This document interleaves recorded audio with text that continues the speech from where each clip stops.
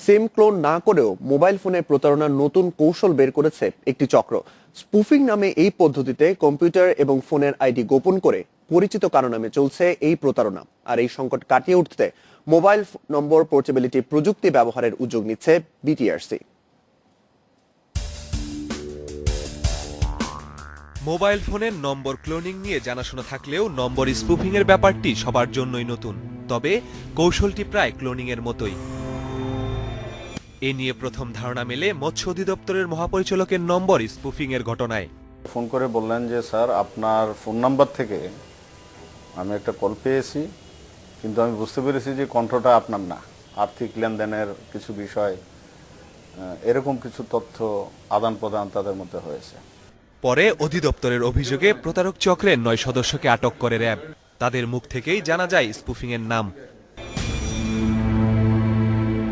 যুক্তরাষ্ট্রে কাউকে চমকে দিতে ব্যবহার করা হতো যে স্পুফিং প্রক্রিয়া, তা দিয়ে বাংলাদেশে পাতা হচ্ছে প্রতারণার ফাঁদ। স্পুফিং করতে প্রথমে বিদেশি প্রোভাইডারের কাছ থেকে সার্ভার ও আইটেল মোবাইল ডায়ালার অ্যাপ কিনে নেয় প্রতারকেরা। বাড়তি টাকা দিয়ে আইটেলের নাম বদলে রাখে ইয়েস কার্ড। অ্যাপটি ইনস্টল করে মোবাইল ও কম্পিউটারে।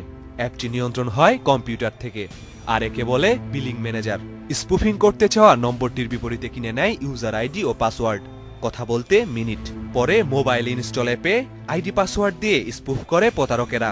বিদেশি সার্ভার হয়ে বাংলাদেশের গেটওয়ে দিয়ে কাঙ্ক্ষিত ব্যক্তির কাছে চলে যায় ফোন। স্পুফিং এ যেটা হয়, আপনার এইটার মেইন সার্ভারগুলি থাকে হলো আমেরিকাতে।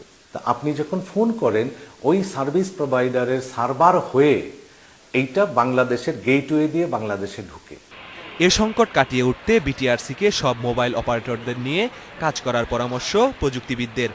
বিটিআরসি এবং বাকি যেই টেলিকম সার্ভিসগুলো আছে তাদের সমন্বয় সাধনের মাধ্যমে আসলে এই সমস্যাটা মনে হয় মোকাবেলা করা সম্ভব হবে। আর বিটিআরসি জানাচ্ছে, স্পুফিং বন্ধে সাইবার নিরাপত্তা নিয়ে কাজ করে এমন সংগঠন ও অপারেটর প্রতিনিধিদের নিয়ে গঠন করা হয়েছে কমিটি। খুব শীঘ্রই এমএনপি অর্থাৎ মোবাইল নাম্বার পোর্টেবিলিটি সিস্টেম চালু করতে যাচ্ছি। এই সিস্টেমটা চালু হলে তখন আপনার স্পুফিংয়ের পরিমাণ আরও কমে যাবে। পাশাপাশি পরিচিত কারো নামে সন্দেহজনক কল পেলে ফিরতি ফোনে নিশ্চিত হওয়ার পরামর্শ দিচ্ছে BTRC. Masudur Rahman, independent news, Dhaka.